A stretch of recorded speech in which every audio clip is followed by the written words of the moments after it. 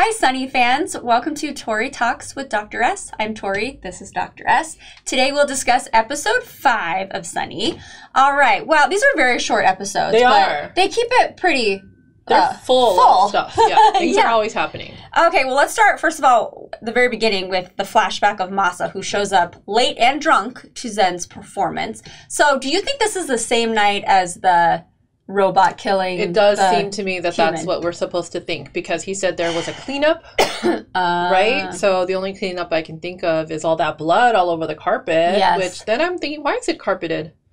Is that a good idea? I don't know. Like in such a modern technology environment, why you got carpet? Yeah, but he does seem to be pretty upset by it. And he kind of snaps at Suzie saying, like, you wouldn't understand because you don't know how to feel. Something like to that effect. Little cracks in the story that we've been presented with so far, because we've mostly in their interactions, he seems like just like a nice guy, very kind of like introspective and sensitive, but now he's being kind of snappy. Yeah. And then he's drunk. And showing up late to the son's performance. Like, it's very not what we saw. But it also is like she's revealing to us that she should have seen these things. Yes. So I kind of like how they do that kind of layered presentation of the information to us. Absolutely, yeah.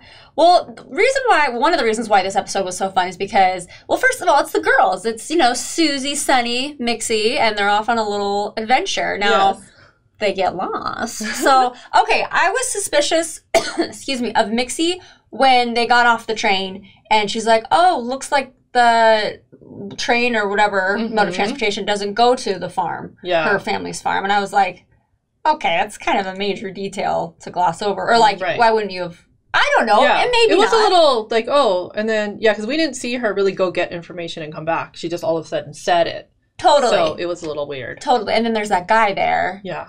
Anyway, so then they have to go just in the woods. Through the jungle? Yeah. Yeah, that was a little sketchy. Yes, and I like that Sunny, well, first of all, there's always been like kind of like a jealous rivalry between Sunny and Mitzzy. Yes. So more like on Sunny's side. Yeah, kind of jealous of her. But yeah, then she gets super suspicious.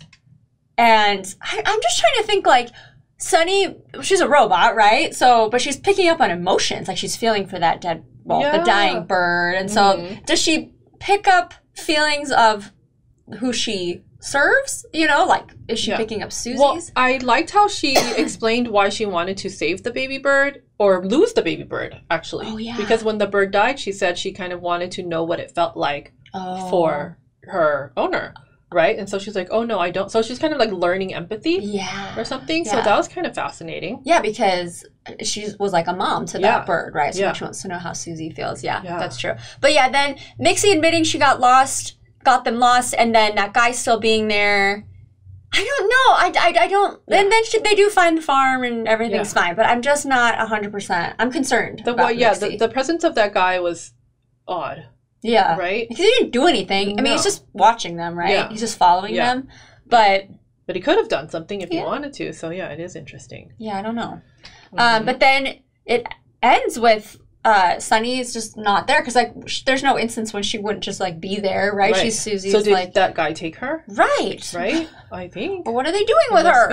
I feel like I'm becoming very protective of Sunny. I know. I really like Sunny. And Sunny's having some memories, right? So then what was that about? So, because from what we know, Sunny's first memories are when Suzie opened or turned her on, right? But then now she's getting, like, flashbacks or something. Glitches?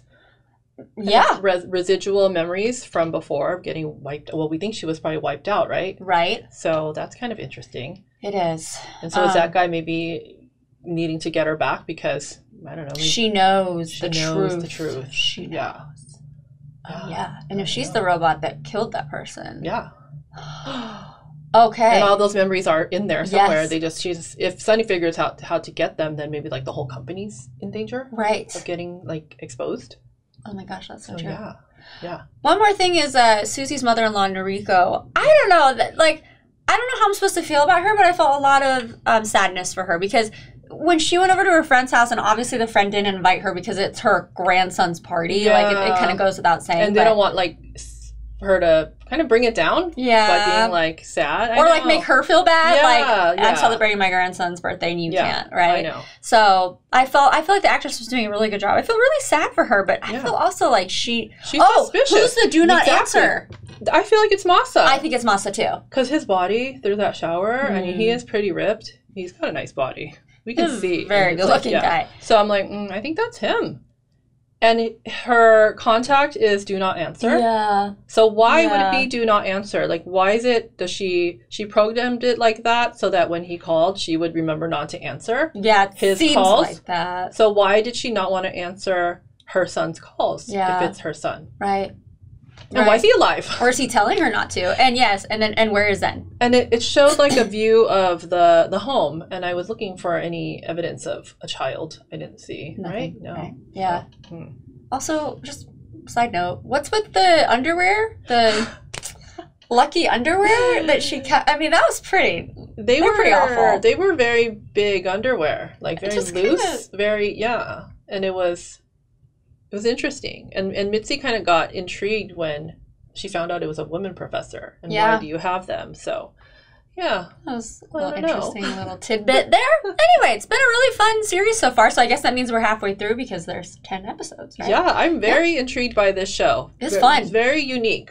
It is unique, I'm so glad that I just was like, hey, what's this about? Yeah, I know. I never heard of it. Like, just kind of saw it on Apple TV suggestions, and I was like, okay. I didn't hear about it until she told me about it. So I'm in. Thank goodness. Yeah. All right, everybody, let us know what you thought of this episode. Comment below, and then we'll see you next week. Thank you so much for watching. Bye-bye.